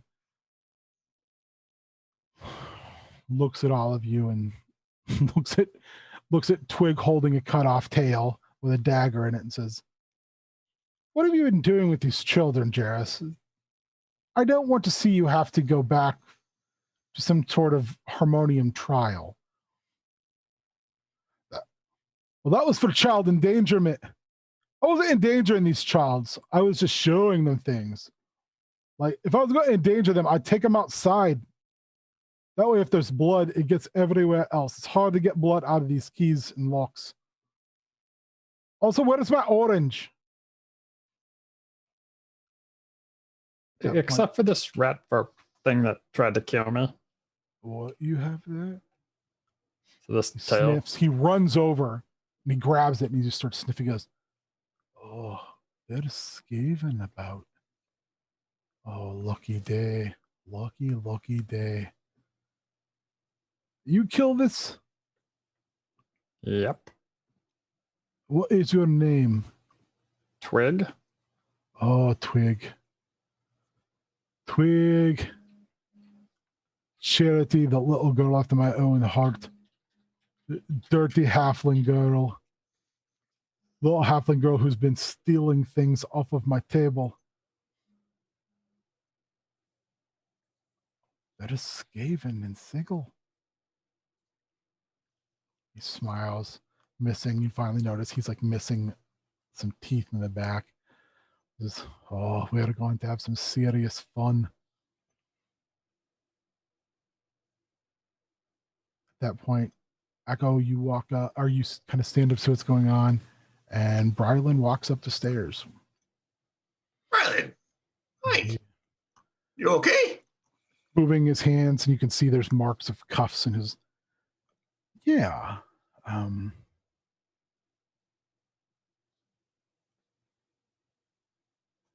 you been back to the house?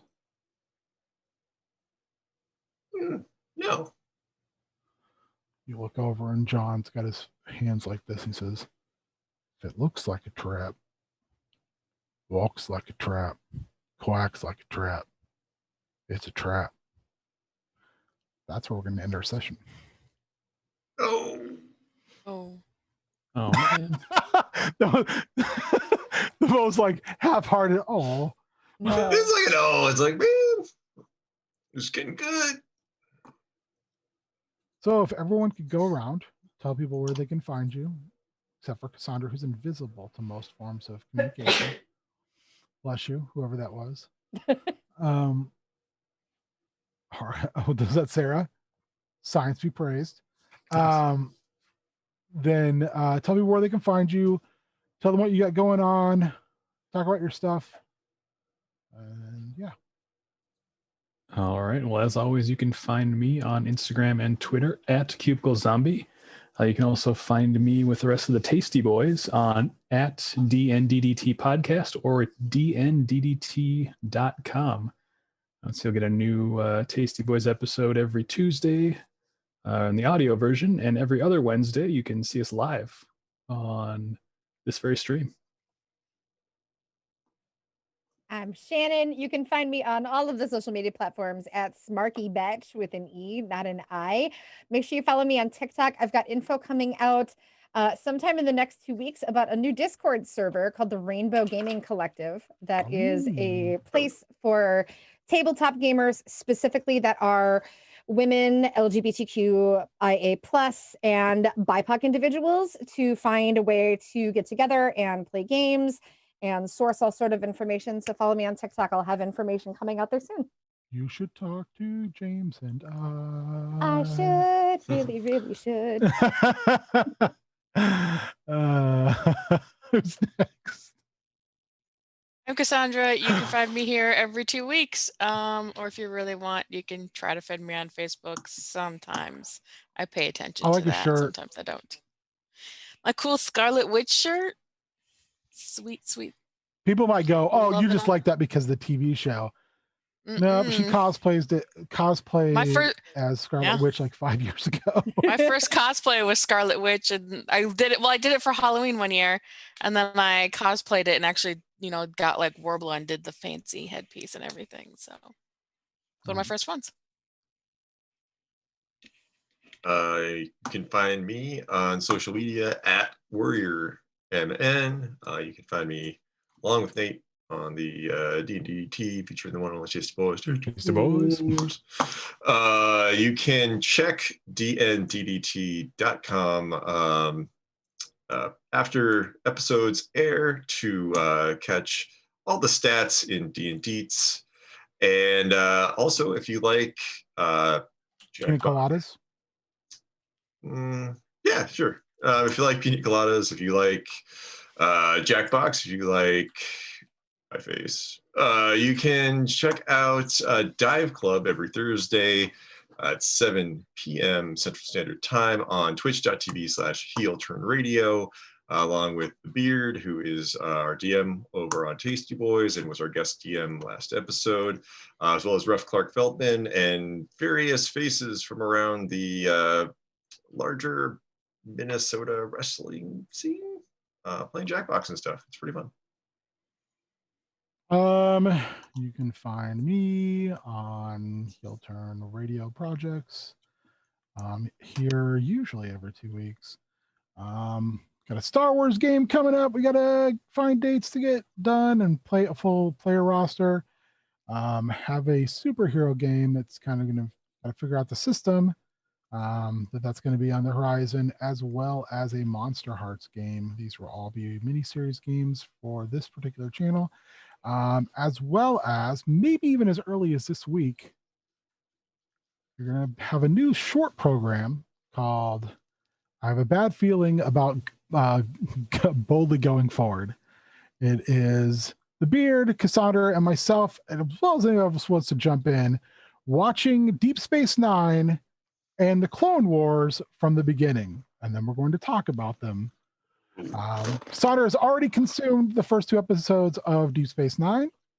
It's time. Her first trip into Cisco Land. And That is the Cisco. Thank you. seeing what a piece of shit Jean-Luc Picard was about killing Cisco's wife. Shut your mouth. I will keep the Shut rest of my your opinions mouth. to myself. I think Spicy. I think we might be doing that on Fridays. It's gonna be really pretty short, but we want to just have a fun roundtable discussion. And since none of us feel like doing a book club, we're gonna do this instead. So we'll be alternating weeks. We're gonna start off with Deep Space Nine, and next week we'll go into the first episode of the Clone Wars.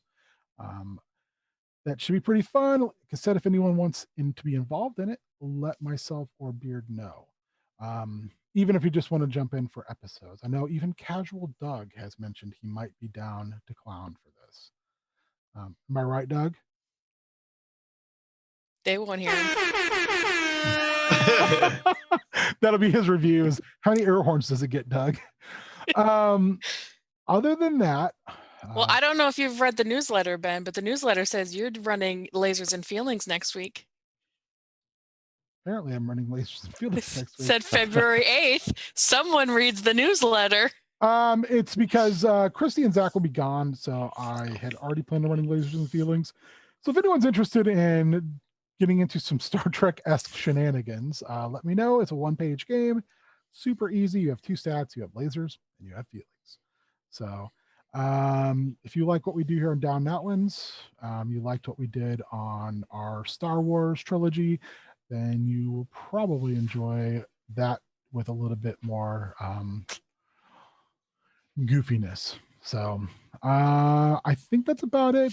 As always, thank you to the Beard, my brother from another mother, and to my Squatch Dog Supreme, Casual Doug, Hot Bod Dougie Little on the 1s and 2s, always holding the fort, always keeping it real, always hunting ghosts. All right, folks, until apparently next week for Lasers and Feelings. 2 weeks from now, Down Outlands, where it's a trap. Bye.